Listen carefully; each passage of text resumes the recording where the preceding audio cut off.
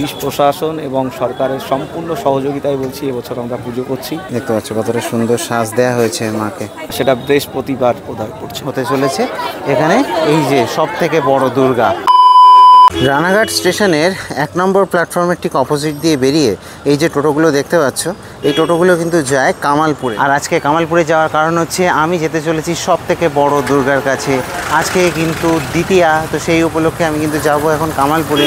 আর সেই পুজো কিন্তু হচ্ছে এবং দেখাতে চলে যাব আমি কামালপুরে। এখান থেকে 30 টাকা করে ভাড়া নেয়, এই যে অটোগুলো রয়েছে সামনে, 30 টাকা করে ভাড়া নেবে। কামালপুর অভিযান সঙ্গে নেমে যাব।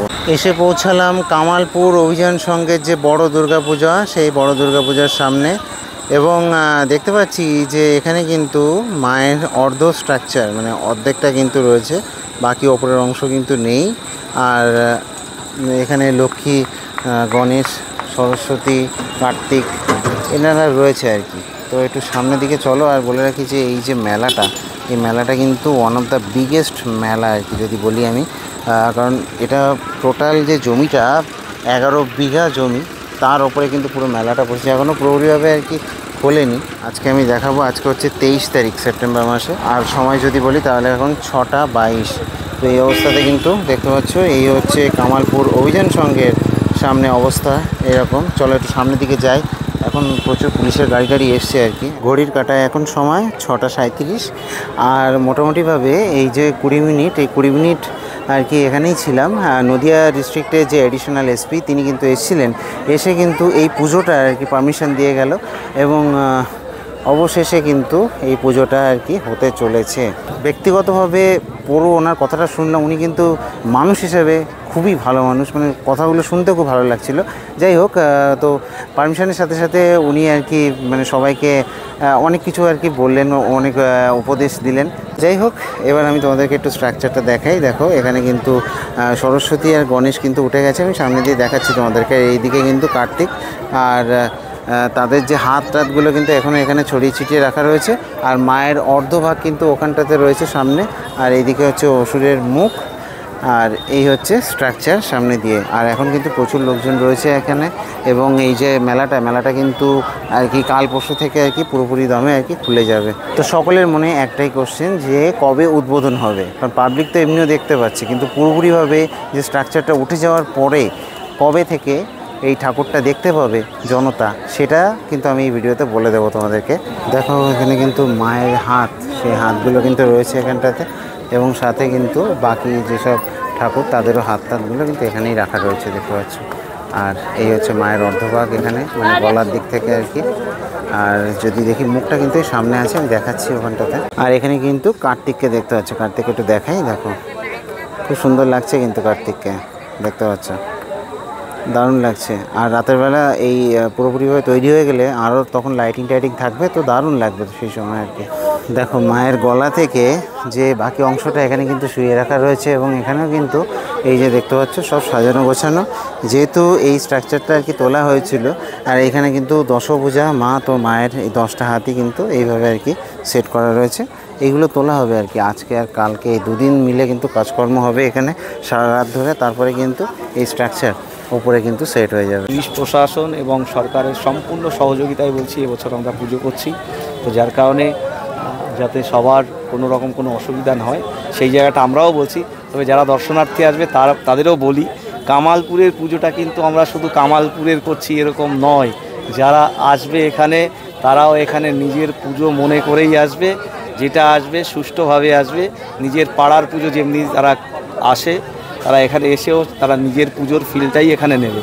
তো যার কারণে কি হচ্ছে, তারা এখানে কোনো যাতে শান্তি শৃঙ্খলাভাবে সবাই করতে পারে, নিজের পুজোতে পাড়ায় পুজোতে যেভাবে করে সেটা কামালপুরের পুজোতে এসে করবে। এই কারণেই আমরা বলছি, দেখো পুজোটাকে আমরা মানে উইদাউট স্পন্সরশিপে এই পুজোটা হচ্ছে, এটা সবথেকে আমি বলবো যে পুজোর ঐতিহ্য যেটা আছে, চাঁদা তুলে পুজো যেটা আমরা করছি এখন, এই পুজোটা সারা বাংলার মানুষের পুজো।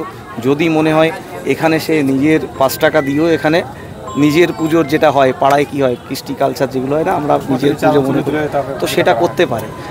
এটাকে আমরা করেছি টোটালি, যে আবেগটা সবাই দেখিয়েছে, এটা বাংলার পুজো, কামালপুরের শুধু নয়, বাংলার যারা আপামর ভারতবাসী বলো যাই বলো, বাইরে থেকেও যারা আছে মানে যারা পুজো নিয়ে মাতে আর কি, সবাইকেই সবার সমানভাবে অধিকার আছে, এই জায়গাটা আমরা বারবার করে বলছি। সবার মনে একটাই কোশ্চেন যে এই পুজোটা উদ্বোধন কবে হবে?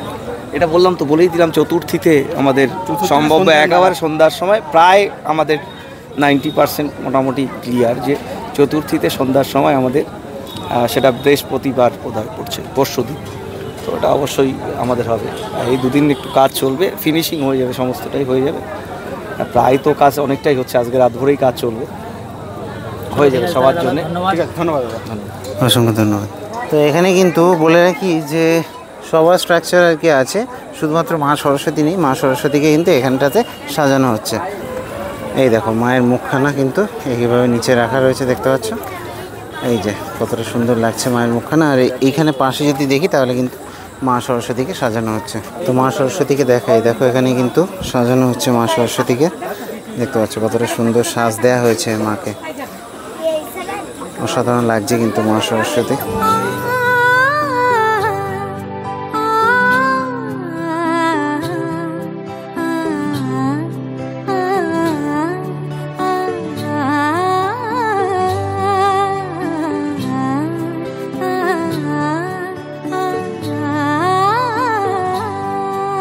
এখানে যদি দেখি তো অসুরকে দেখাতে পাচ্ছি, এই যে অসুর দেখো, বিশাল বড় মুকালা অসুর, মানে অসুরের মুখটাই আর কি এখানে, আর বডিটা মোটামুটিভাবে ওই আর কি ওখানটাতে আর কি করা হবে।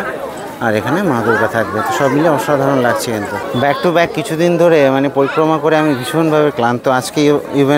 আজকে আমি এই রানাঘাট কামালপুরে আসার আগে আমি রানাঘাটের যে দুর্গাপুজোর পরিক্রমা সেটা করছিলাম। তো তার জন্য আর কি আমি মানে এখন ভীষণভাবে ক্লান্ত। যাই হোক, আমি ভিডিওটা তোমাদেরকে আর কি আনলাম একটা ছোটোখাটো আপডেটের জন্য, যে কবে উদ্বোধন। তো উদ্বোধনের ডেট তো ওই দাদাও মুখে বললো, আর আমিও তোমাদেরকে বললাম যে 25শে সেপ্টেম্বর চতুর্থীর দিন কিন্তু উদ্বোধন হতে চলেছে এখানে এই যে সব থেকে বড় দুর্গা। এবার সেটা বিশ্বের সব থেকে বড় দুর্গা না হলে এবছর অন্তত সব থেকে বড় দুর্গা এটাই হতে চলেছে।